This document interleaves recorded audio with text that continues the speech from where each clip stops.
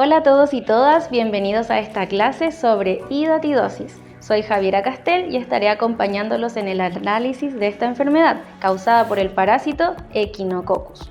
A lo largo de la clase veremos cómo se desarrolla la hidatidosis, sus efectos en el organismo y las medidas de prevención. Si tienes alguna duda o pregunta, puedes contactarme, ya sea por correo o por esta plataforma. Empecemos con la clase. La hidatidosis es una zoonosis causada por larvas de Echinococcus granulosus. Se transmite a través del contacto con heces de perros infectados o al consumir alimentos y agua contaminada. Es endémica de regiones ganaderas, sobre todo donde existe estrecho contacto entre el ganado y los perros.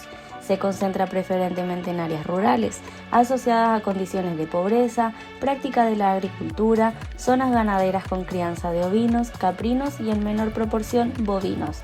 Se ha concentrado mayor prevalencia en las regiones de Coquimbo, Biobío, Aysén y Magallanes.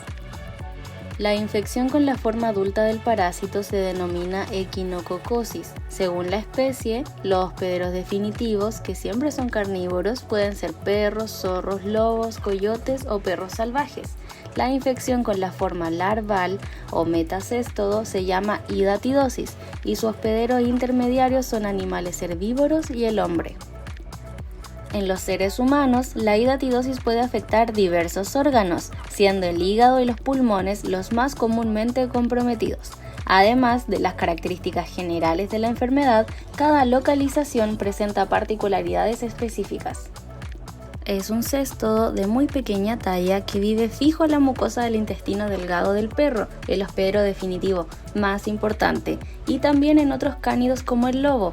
Los felinos parecen ser refractarios a la infección por Echinococcus granulosus. Este tiene una longitud de entre 3 y 7 milímetros y presenta un escólex en forma de pera, dotado de 4 ventosas y de 30 a 50 ganchos organizados en 2 coronas. Posee un cuello corto, que da lugar a las proglótidas que componen el cuerpo o estróbila, la cual está formada por 3 tipos de proglótidas: inmadura, madura y grávida. Esta última es más ancha y larga, alcanzando casi la mitad de la longitud total del parásito y tiene aspecto de una papaya. Recordar que estos parásitos son hermafroditas. El útero grávido de Echinococcus granulosus contiene entre 500 a 1500 huevos ovoides, cada uno de aproximadamente 40 micrómetros de diámetro. Estos huevos tienen una capa externa estriada, gruesa e impermeable llamada embrióforo, que protege al embrión hexacanto en su interior. Su morfología es similar a la de los huevos de Tenia, lo que los hace indistinguibles al microscopio. Los huevos se eliminan periódicamente en las heces del perro infectado y pueden sobrevivir en el ambiente hasta 1 año. Son resistentes pero vulnerables a la desecación y a temperaturas de 60 grados Celsius. Los huevos pueden contaminar el pelaje del perro, el suelo, las verduras y el agua potable, siendo así ingeridos por hospederos intermediarios como bovinos, ovinos y porcinos. Además, los seres humanos pueden contaminarse accidentalmente al entrar en contacto directo con el perro o indirectamente a través de alimentos o agua contaminada con las heces del animal, donde la larva se desarrolla en sus vísceras. El hospedero definitivo, que es el perro, se infecta al consumir vísceras de animales con quistes hidatídicos fértiles que contienen numerosos escólices, cada uno capaz de desarrollar un parásito adulto. Los escólices se desinvaginan en aproximadamente 6 horas y se adhieren al intestino y tardan entre 6 a 10 semanas en madurar sexualmente. El gusano adulto vive de 5 a 8 meses, aunque algunos pueden sobrevivir más de 2 años. A pesar de la carga parasitaria, generalmente no causa molestias significativas ni lesiones en el perro. Recordemos que la infección con la forma larval o metacéstodo se llama hidatidosis y son hospederos intermediarios animales herbívoros y el hombre. La hidátide es la larva propiamente tal. Está formada por 2 membranas denominadas cutícula laminar y la germinativa. Además, contiene líquido hidatídico. La cutícula laminar es la más externa y está formada por un gran número de láminas concéntricas. Su consistencia es frágil, rompiéndose fácilmente a la menor presión. La membrana germinativa es la responsable de la proliferación del parásito y de la regulación de movimientos de macromoléculas del líquido hidatídico por la cutícula laminar. A partir de esta membrana son formadas las vesículas prolíferas o hijas. A su vez, a partir de la membrana germinativa de las vesículas prolígeras se originan los protoescólices, que vistos al microscopio son pequeñas cabezas invaginadas de modo que el rostelo y los ganchos quedan protegidos. El líquido hidatídico elaborado por la membrana germinativa es cristalino e incoloro y ocupa los espacios intersticiales y baña la membrana germinativa. Tiene composición química variable con contenido de sales, sustancias proteolíticas y glicolíticas, siendo capaz de sensibilizarlo y consecuentemente provocar la formación de anticuerpos específicos. Por otra parte, existe una tercera capa más externa que se conoce como adventicia y es la que produce el hospedero infectado como una medida de resistencia frente al parásito y está formada por tejido conectivo. Por ende, el quiste hidatídico sería la suma de la larva hidátide con sus dos capas más la adventicia que genera el propio hospedero. La hidatidosis se presenta en humanos con un tamaño que varía entre 30 y 50 centímetros del quiste hidatídico, alcanzando hasta un máximo de 50 centímetros y tiene un color blanquecino. Su viabilidad depende de la presencia de protoescólices, determinando así si el quiste es fértil o infértil.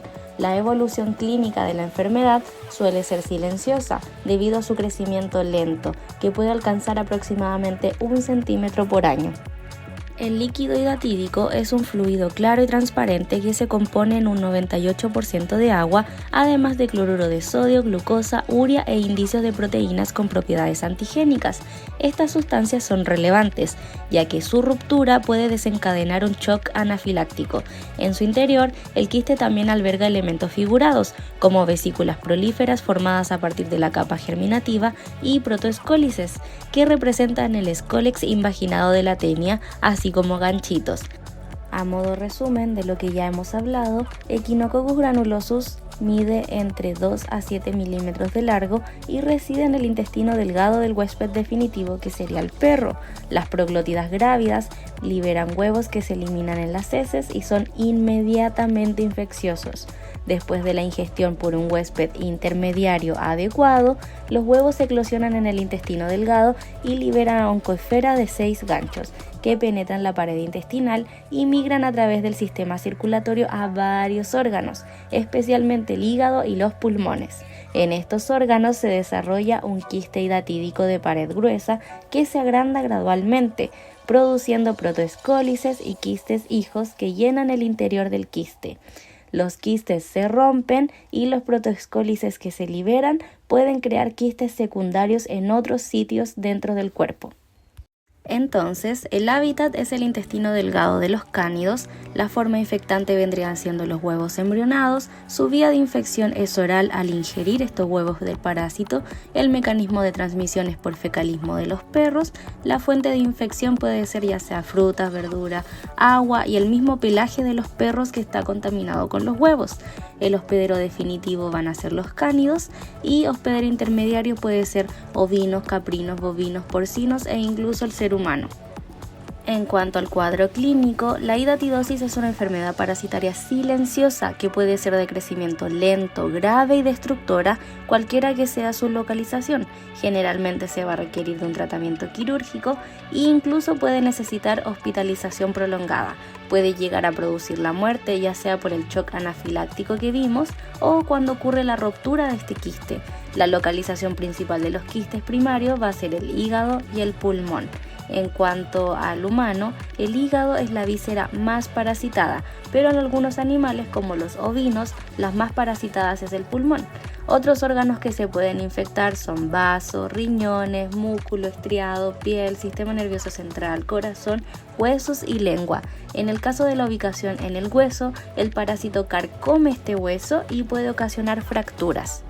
Por otra parte, pueden existir complicaciones en la hidatidosis hepática. Puede existir una infección bacteriana que puede convertirse en un absceso y el paciente puede presentar dolor, fiebre y hepatomegalia. Si existe ruptura del quiste, se va a diseminar y generar otros quistes secundarios.